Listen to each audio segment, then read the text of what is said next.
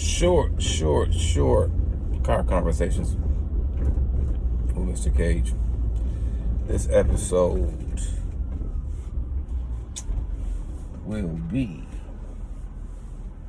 titled School and Education Are Not the Same. They're not the same, y'all. They're not synonymous. This brief conversation will be a reinforcement of Mr. Krim and I's conversation that we had a few weeks ago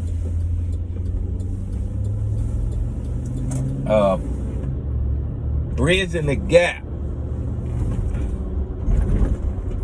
a parent's guide to boost their child's academic resilience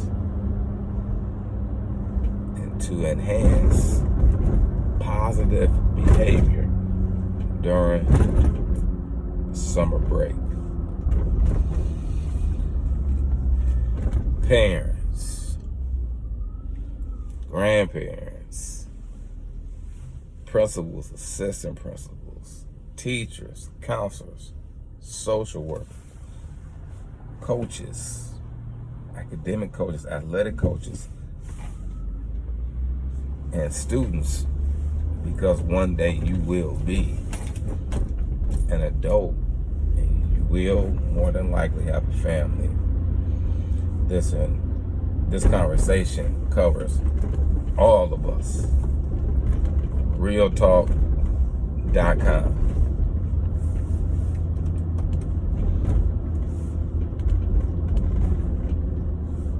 What we're going to have to do is begin to have this conversation, because our kids and our students have the misconception that school and education is the same. One of the reasons why that, one of the reasons why many students don't deal with academics during the summer break is because I've been going through this routine for 9 months. Whether I'm considered as a quote unquote bad student or quote unquote good student, specifically pertaining to academics, is still stressful.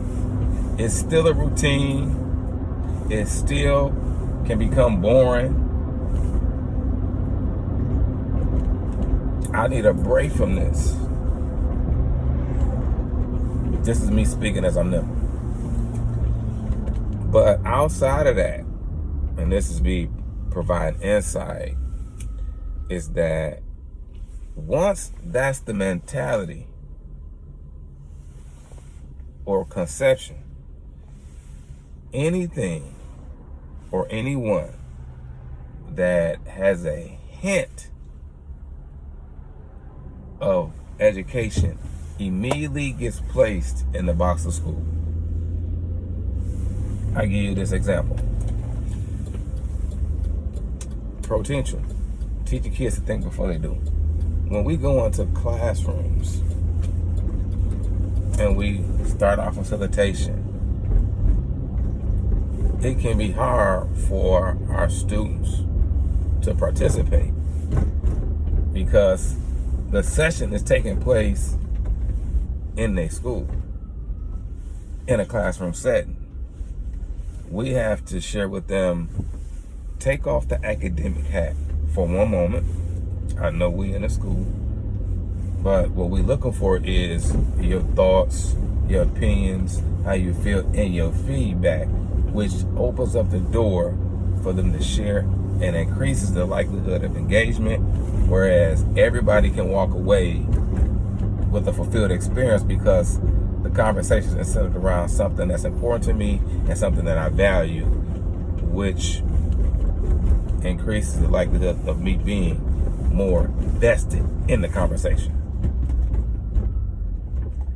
That is a strategy that we have to employ consistently, just for the awareness, so that conversation can be enriching.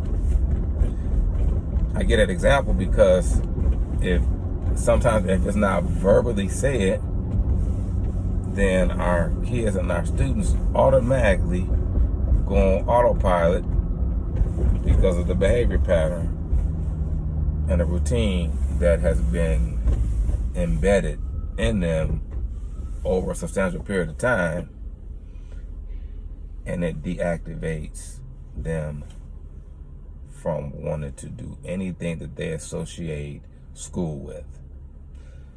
School and education are not the same. Education can take place in the four walls of a school, of an institution. It can. But education is outside of the four walls of the school building. It can take place there. It can. And it does. And shout out to all my educators and teachers and administrators across the land, the United States of America, and all over the world. But education does not stop there. So this is what I would say to students and parents, and just be open to this statement itself. You can take a break. You can and should take a break from school. But you can never take a break from education because it's limitless. It has no restriction.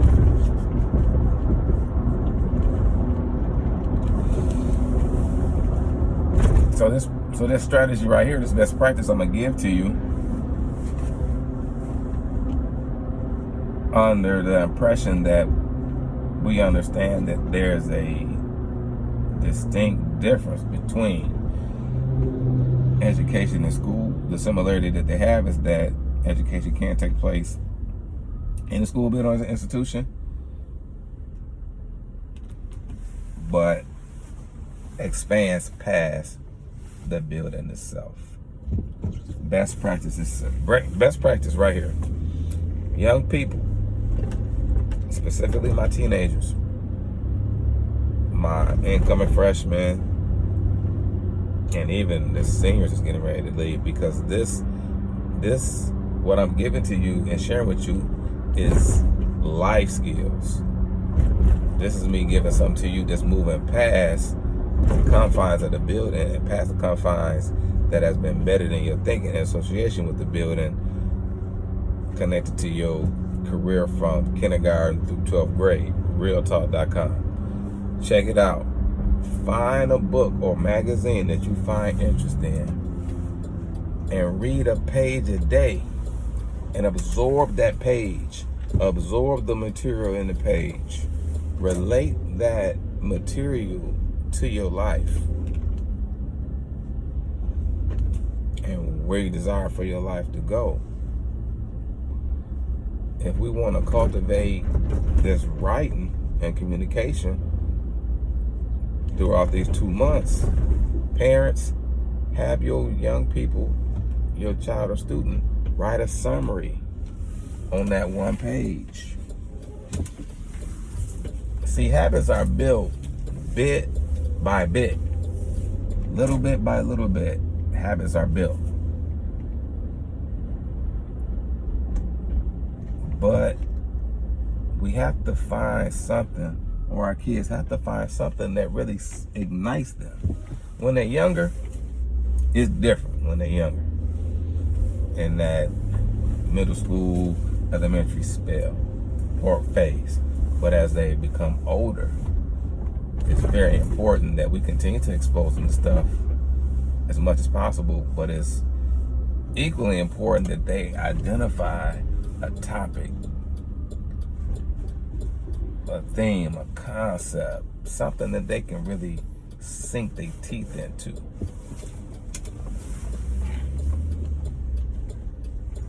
Something that they can really sink their teeth into. Once again, keep this in mind, y'all, please. School is within the four walls of the building.